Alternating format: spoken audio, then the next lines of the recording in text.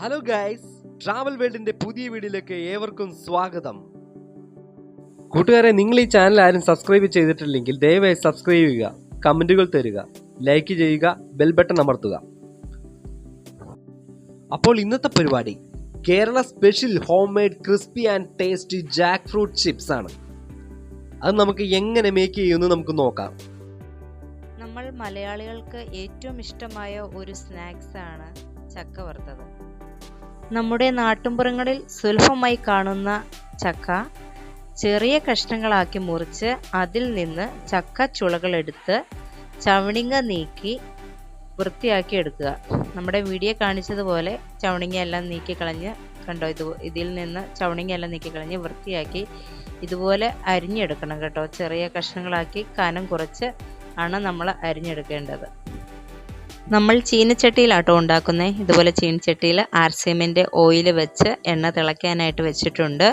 ഒത്തിരി വറുക്കുന്നവരുണ്ടെങ്കിൽ നമ്മൾ നല്ല അടി കട്ടിയുള്ള പാത്രത്തിൽ വേണം കേട്ടോ ഉണ്ടാക്കാനായിട്ട്. നമ്മൾക്ക് കുറച്ചേ വറുക്കുന്നുള്ളൂ, അതുകൊണ്ടാണ് ഞങ്ങൾ ഈ പാത്രം തിരഞ്ഞെടുത്തത്, ചീനച്ചട്ടി എടുത്തേക്കുന്നത്.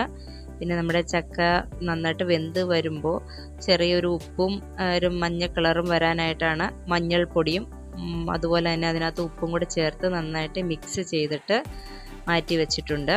പിന്നെ നമ്മുടെ ചക്ക അരിഞ്ഞതും ഇവിടെ മാറ്റി വെച്ചിട്ടുണ്ട്. ഞങ്ങൾ വളരെ കുറച്ച് ഉണ്ടാക്കുന്നത് കൊണ്ടാണ് കേട്ടോ ഇങ്ങനെ എടുത്തിരിക്കുന്നത്. പിന്നെ ചിലർ ചക്കയിട്ട് തന്നെ ഇതെല്ലാം മിക്സ് ചെയ്തിട്ട് വെക്കുന്നവരുണ്ട് കേട്ടോ. പിന്നെ നമ്മൾ എണ്ണ തിളച്ചിട്ടുണ്ട്, ആർസിഎമ്മിൻ്റെ തവിടെണ്ണ തിളച്ചിട്ടുണ്ട്. നമ്മളതിലേക്ക് നമ്മുടെ ചക്ക അരിഞ്ഞ് വെച്ചത് ഇട്ട് നന്നായിട്ട് ഒന്ന് ഇളക്കി കൊടുക്കുന്നുണ്ട്. കാരണം വെച്ചാൽ കട്ടി പിടിക്കാതെയും അടി പിടിക്കാതിരിക്കാനായിട്ടാണ് കേട്ടോ നമ്മൾ ഇളക്കി കൊടുത്തിരിക്കുന്നത്. പിന്നെ നീന്തി കിടന്ന് വേവണമെന്നാണ് പറയുന്നത് എണ്ണയിൽ നന്നായിട്ട്, നല്ല ക്രിസ്പി ആയിട്ട് വരത്തുള്ളൂ. അപ്പോൾ ഇതുപോലെ നന്നായിട്ട് എണ്ണയിൽ കിടന്ന് നീന്തി വെന്ത് നമ്മൾ ഇടയ്ക്കൊക്കെ ഇളക്കി കൊടുക്കണേ. പിന്നെ നമ്മൾ മിക്സ് ചെയ്ത് വെച്ച മഞ്ഞൾപ്പൊടിയും ഉപ്പും കൂടി അതിലേക്ക് ഒഴിച്ചു കൊടുത്തിട്ടുണ്ട്. ഒഴിച്ചു കൊടുത്ത് നമ്മൾ മാറ്റി വെച്ചിട്ടുണ്ട്. നന്നായിട്ട് വേവാൻ വേണ്ടിയിട്ടാണ് നമ്മൾ കുറച്ചും കൂടി ഇളക്കി കൊടുത്തുകൊണ്ടിരിക്കുന്നത്. ആയിട്ടില്ല കേട്ടോ, നന്നായിട്ട് അതിലെ വെള്ളമൊക്കെ വറ്റി നല്ല കട്ടിയായിട്ട് നല്ല വടി പോലെ ആവാനുണ്ട്. അപ്പോൾ ഇത്രയും നമുക്ക് ഇനിയും വറുക്കാനുള്ളതാണ് കേട്ടോ. ഏകദേശം ആയി തുടങ്ങിയിട്ടുണ്ട്. ചെറിയ കൊമ്പളകളൊക്കെ വന്ന് വീർത്തിട്ടുണ്ട്. നല്ല രസമല്ലേ മഴയത്തൊക്കെ ചായ വെള്ളമൊക്കെ കുടിക്കുമ്പോൾ ഓരോന്നായിട്ട് എടുത്ത് കഴിക്കുമ്പോൾ നല്ല രസമാണ്. ടി വി ഒക്കെ കാണുമ്പോഴായാലും 2 കഷ്ണമൊക്കെ എടുത്ത് ചുമ്മാ ഇങ്ങനെ കടിച്ച് തിന്നുകൊണ്ടിരിക്കുന്ന നല്ല രസമല്ലേ. നമ്മൾ അടുത്തത് ഇട്ടിട്ടുണ്ട് കേട്ടോ. നന്നായിട്ട് ക്രിസ്പിയായി വരാൻ വേണ്ടിയിട്ട് നമ്മൾ ഇളക്കി കൊടുത്ത് നമ്മുടെ എണ്ണയിൽ കിടന്ന് ശരിക്കും വേവട്ടെ. വീണ്ടും എടുത്ത് മാറ്റുകയാണ്. അപ്പോൾ നമുക്കെല്ലാവർക്കും വീട്ടിൽ പെട്ടെന്ന് തന്നെ തയ്യാറാക്കാൻ പറ്റിയ ഒരു വിഭവമാണിത്.